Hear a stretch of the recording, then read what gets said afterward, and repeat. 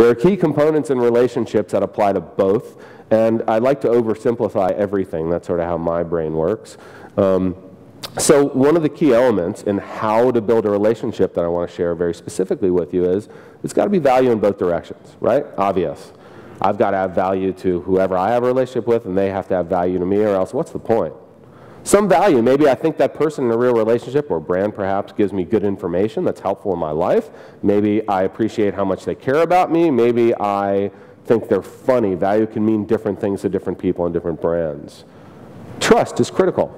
I've got to trust you to have a relationship with you. The trust needs to go both ways. Relevance. You got to talk about something that's relevant to me. If you're completely irrelevant to me, why am I wasting my time? I'm too busy for that. Scale. So you can have the best relationship in the world with 20 people, but it's not going to do your brand much good. We've got to figure out how to make it bigger so it really impacts our bottom line. How do you scale it? How do we do it cost efficiently? And I'll share an idea or two for you today. That's something that most marketers don't really think about until they have a relationship program in place. And then advocacy, which we discussed a little bit. First, establishing value. This is one of our clients, Similac, the infant formula. I like the way they establish a value proposition up front. So value proposition, if you'll see in the purple there, motherhood rocks. Sign up for Strong Moms and get up to $329 in offers. Boom, right there. Sign up and you're going to save money. Really strong. In fact, when we talk to moms about what's most important to them in email or social-based relationships, savings and deals always rises to the top. Content's important. Cause marketing or purpose marketing is important these days as well. But deals, that's what folks expect from brands, especially in this space. And this stuff is expensive, right? So you buy a lot of it. So you could also enter a sweepstakes, chance to win, et cetera, et cetera. So why do I want to sign up? They also have benefits on the same page, down the right-hand column. So registration happens down on the bottom. I only could take a picture of a part of this to make it readable, but clear benefits. Boom, boom, boom. We want to tell you exactly what to expect, why you should sign up. The key question that needs to be answered when you're wrestling with this, what's my value proposition, is, why the heck do I want to get email from you? Facebook messages from you? That's the last thing we all need. Why do I want to get email, Facebook messaging, or text from you? I got enough stuff in my email box or on my Facebook page or in my Twitter feed. You need to think about that carefully. Very important question to consider first. Second, establishing trust. From one of our clients, Pampers, and I think Pampers is a leader in this space. There are a couple folks from Pampers here if you haven't met them. And Pampers has taken relationship marketing with expecting a new moms very, very seriously. And they really lead in this space in establishing trust with their moms or moms-to-be. So one of the things moms often feel concerned about when they're registering for something is, what's going to happen to my information?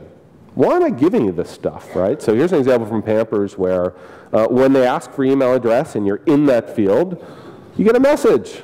This is why you're entering your email address. You can enter your email here, and soon you'll receive exclusive parenting emails. I mean, it may seem obvious to us as marketers, like I'm signing up for an email program. Of course I need to give my email address. But we want to make somebody feel warm and fuzzy here. This is why we're collecting that information. If you're collecting any sensitive information like due date or children's date of birth, if you're collecting info like phone number, this often helps completion rate. This helps folks to get through this form and feel a little bit better about filling it out, give information. This is a really impactful moment between a brand and a mom. I'm giving you info about myself, says mom. Let's make it easy and let's make it transparent. As a brand, that's our responsibility.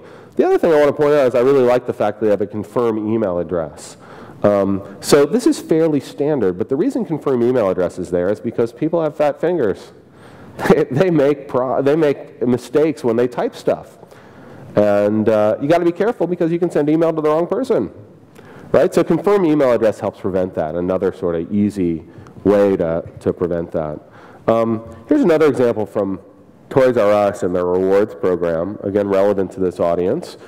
When you sign up, they ask why.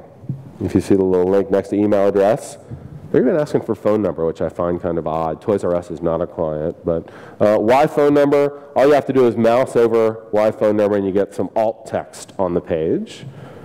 They say, I'm sorry if it's too small to read, providing rewards R Us with your phone number allows us to call you back with responses to your inquiries, or should you be disconnected while on a call with customer service. This is why we want this info.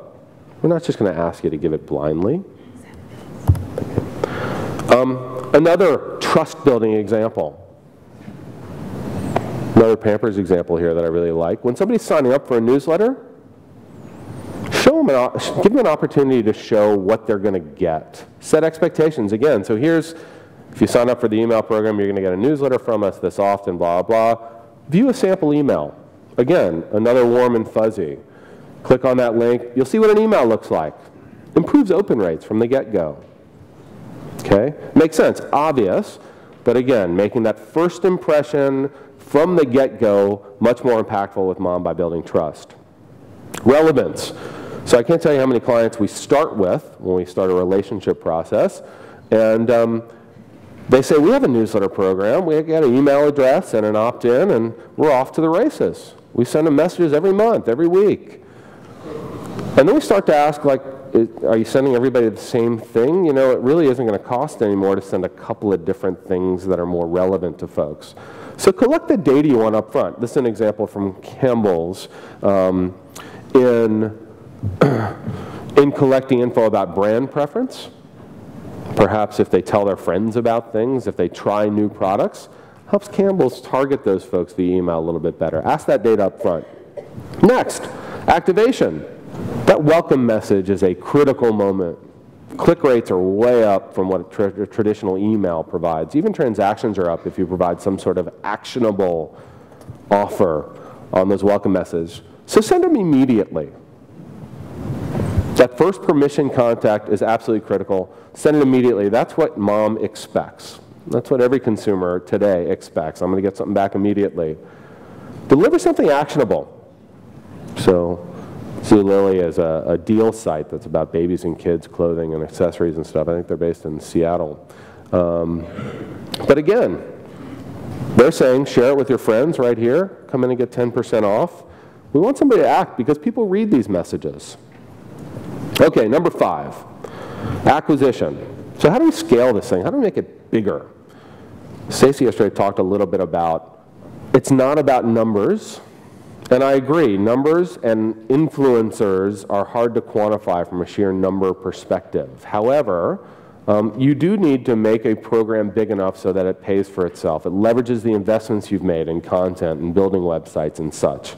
This is something we do a lot of. So when you think about growing a relationship program, one of our specialties, there are 3 elements that we often balance. How do we get the most qualified or influential mom at the most efficient cost at the right volume? For some brands, we grow their base of relationships from 0 to 20,000. Some it's 2 million to 5 million. The right volume differs.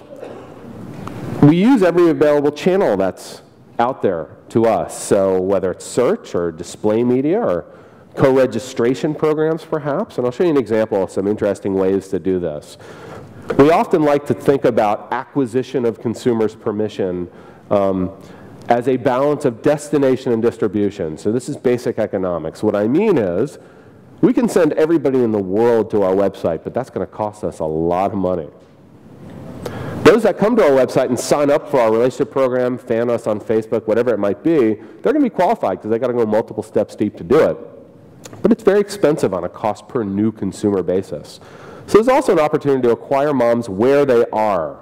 So distribution, putting our registration form perhaps in the form of co-registration when somebody's signing up for a newsletter on babycenter.com. You'll often see offers after that. Do you also want to sign up for this? And we have the opportunity to ask custom questions there.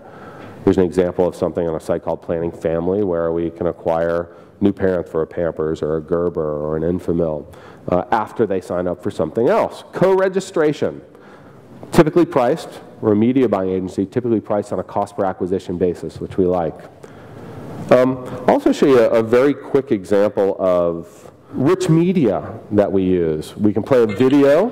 Fresh and Easy set out to change the way people shop for groceries. There's a lot we can do in an expandable unit. So again, this is served through banners. You can click over to the Twitter feed, you show the video, browse certain things, and sign up. Got to make sure that data goes securely to ultimately wherever it needs to go, our data warehouse, etc. So rich media, co-registration, easy ways to do distribution, but the same principles can be applied to Facebook. When we start with a number of clients, they have a very small Facebook presence, but they've got 2 people dedicated to it, and they're paying an agency to build out their content on Facebook, and they have like 200 friends, right? So same kind of thing we propose for Homemade Simple. It's a P&G home care content portal for a lot of their brands like Swiffer or Mr. Clean or whatnot. They have a pretty big Facebook following. We help grow that, and we help grow that through advertising on Facebook. So again, opportunities for consumers to like us, scale the Facebook program through engaging ads, frankly, polls, and stating our value proposition very clearly. We did some partnerships with certain applications where we can get things posted to their news feed so their friends can see it. We generated, in a campaign we ran this past summer over 3 months, we generated over 1 million earned impressions on this by consumers posting to their news feed. We were able to grow their Facebook following 3 times what it was when we started. We were very proud of this work. We're doing a lot of it. So last but not least, just a bonus tip, if we could, creating advocacy. We've also had the experience where one of our brand clients have come to us and said, we really want something to go viral. I know that sounds very 2008, but we want something to go viral. And we created this great video. And they think it's really funny, but it's not really that funny. And it's hard to be funny. It's hard to be viral. It's even hard to connect on an emotional level, even with moms. I mean, it's not easy to do. So if half the battle is creating an inspiration for folks to advocate on your behalf, the other half is making it easy for them to do it, enabling that behavior, empowering that mom to advocate on your behalf. So great case with Pampers, we were able to implement a simple platform, and I think Pampers does a fantastic job at creating advocacy within their web community, Pampers Village. This program is called Share the Village, where Pampers offers simple tools for consumers who want to share and invite their friends they may have met in childbirth classes or whatnot. Expecting moms run with other expecting moms in many cases, and we want to leverage those relationships. So we gave them a tool, a platform ultimately, where consumers can not only just email things to their friends, but upload their address books. Make it easy to share, post things to their social networks. When they do, they can see how things have been shared, who took their advice. We as marketers can also track that behavior. Who's really advocating on our behalf? I say our, it's really Pampers doing this. Who's advocating on Pampers' behalf? Who might we want to recognize or reward? The consumer can see that as well. Makes it a little more fun. So again, taking someone all the way from awareness or acquisition to advocacy isn't easy. But hopefully today there have been some things that inspire you to go back and make some tweaks to your page. Think a little bit about how you're developing your relationships along this progression or continuum. One fun fact, so we do a lot of work on Facebook these days as a valid relationship channel. And a lot of our job oftentimes is getting moms or consumers to like something, right? So we don't think like is good enough oftentimes, and we wish there was a love button. And I know that sounds kind of funny, but love button. So we created these great laptop bags with our version of the love button. I know there's a way to get presentations for the whole conference that'll be available in the next week or so.